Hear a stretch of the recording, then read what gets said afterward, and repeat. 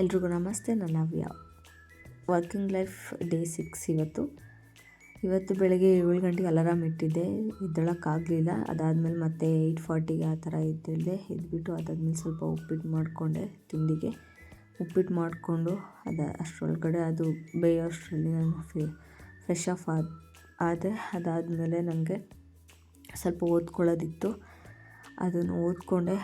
ಲೇಟಾಗಿ ಎದ್ದಿದ್ದರಿಂದ ಸ್ವಲ್ಪ ಟೈಮು ಎಲ್ಲ ಸಿಗಲಿಲ್ಲ. ಇನ್ನೂ ಸ್ವಲ್ಪ ಓದ್ಕೊಳ್ಳೋಣ ಅಂದ್ಕೊಂಡೆ. ಅದಾದಮೇಲೆ ಮಧ್ಯಾಹ್ನಕ್ಕೆ ಸ್ವಲ್ಪ ಬಾಕ್ಸಲ್ಲಿ ಇಟ್ಕೊಂಡೆ. ಏನು ಮಾಡೋದು ಅಂತ ಥಿಂಕ್ ಮಾಡಿ ಕೊನೆಗೆ ಬ್ರೆಡ್ ತಗೊಂಡು ಹೋಗ್ಬಿಡೋಣ ಅಂದ್ಬಿಟ್ಟು ಸ್ವಲ್ಪ ಬ್ರೆಡ್ ಇಟ್ಕೊಂಡೆ. ಅದಾದಮೇಲೆ ಬೇಗ ಟೈಮ್ ಆಗಿಬಿಡ್ತೀನಿ 11:30. ಸೊ ಎದ್ದು ರೆಡಿಯಾಗಿ ತುಂಬ ಚಳಿ ಇತ್ತು ಇವತ್ತೂ ಸಹ. ಇನ್ನೂ ಇದೊಂದು ವಾರ ಇದೇ ಥರ ಇರುತ್ತೆ ಅಂತೆ. ಆದರೆ ತುಂಬ ಕಷ್ಟ. ಆಲ್ರೆಡಿ ನನಗೆ ಕೋಲ್ಡ್ ತಡೆಯೋಕ್ಕೆ ಆಗ್ತಾಯಿಲ್ಲ, ತುಂಬ ಆಗಿದೆ. ಬಟ್ ಆದರೂ ಟ್ರೈ ಮಾಡ್ಕೊಂಡು ಹೋಗ್ತಾಯಿದ್ದೀನಿ. ಟ್ಯಾಬ್ಲೆಟ್ ತೊಗೊಂಡಿದ್ದೆ ನೈಟು ಮಲಗುವಾಗ, ಅದು ಸ್ವಲ್ಪ ಕಡಿಮೆ ಆಗಿತ್ತು. ಅದಾದಮೇಲೆ ನಾನು ಡ್ಯೂಟಿಗೆ ಹೊರಟು ಹಾಸ್ಪಿಟಲಿಗೆ ರೀಚಾಗಿ ಅಲ್ಲಿ ನಾನು ಡ್ರೆಸ್ ಚೇಂಜ್ ಮಾಡಿಕೊಂಡು ಅದಾದಮೇಲೆ ಮತ್ತೆ ನಾನು ಸ್ಟೇಷನ್ಗೆ ಹೋದೆ.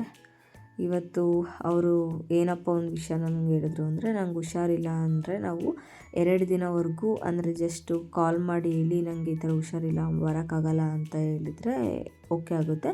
ಆದರೆ 3ನೇ ದಿನ ಏನಾದರೂ ಇನ್ನೂ ನಂಗೆ ಹೋಗೋಕ್ಕಾಗಿಲ್ಲ ವರ್ಕಿಗೆ ಅಂದರೆ ಆವತ್ತು ನಾವು ಡಾಕ್ಟ್ರ್ ಹತ್ರ ಹೋಗಿ ಅವ್ರ ಹತ್ರ ಸಿಕ್ ಲೀವ್ದು ಲೆಟರ್ನ ಇಸ್ಕೊಬಂದು ಕೊಡಬೇಕಂತ ಹೇಳಿದರು.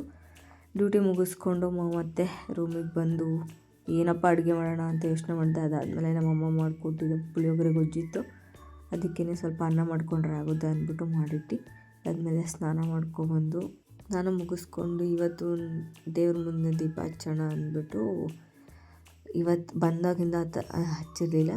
ಇವತ್ತು ಅದನ್ನು ಮಾಡಿದೆ, ಮುಗಿಸ್ಕೊಂಡು ಅದಾದಮೇಲೆ ಊಟ ಮಾಡಿದೆ. ಪುಳಿಯೋಗರೆ ಗೊಜ್ಜು ಎನಿವೆ ತುಂಬ ಯೂಸ್ ಆಯಿತು. ನಮ್ಮಮ್ಮ ಮಾಡಿಕೊಟ್ಟಿದ್ದು ಅದನ್ನ ಹಾಕ್ಕೊಂಡು ತಿಂದು ಸ್ವಲ್ಪ ಸಮಾಧಾನ ಆಯಿತು. ಅದಾದಮೇಲೆ ಅದೆಲ್ಲ ಪಾತ್ರೆಗಳನ್ನೆಲ್ಲ ತೊಳೆದಿಟ್ಟು, ನನಗೆ ಇನ್ನೂ ಸ್ವಲ್ಪ ಕೋಲ್ಡ್ ಇದೆ, ಅಷ್ಟು ಇನ್ನೂ ಕಮ್ಮಿ ಆಗಿಲ್ಲ. ಅದಕ್ಕೆ ಒಂದು ಟ್ಯಾಬ್ಲೆಟ್ ತೊಗೊಳ್ಳೋಣ ಅಂದ್ಬಿಟ್ಟು ಒಂದು ಸಿಟಿಜನ್ ಟ್ಯಾಬ್ಲೆಟ್ ತೊಗೊಂಡೆ. ಟ್ಯಾಬ್ಲೆಟ್ ತೊಗೊಂಡು ಅದಾದಮೇಲೆ ಸ್ವಲ್ಪ ಬಿಸಿನೀರು ಮಾಡಿಕೊಂಡು ಕುಡಿದು ಇವತ್ತಿನ ದಿನ ಮುಗಿಸ್ತಾ ಇದ್ದೀನಿ. ಇದಾಗಿತ್ತು ಇವತ್ತಿನ ದಿನ. ಟಾಟಾ, ಬಾಯ್ ಬಾಯ್, ಥ್ಯಾಂಕ್ ಯು ಫಾರ್ ವಾಚಿಂಗ್.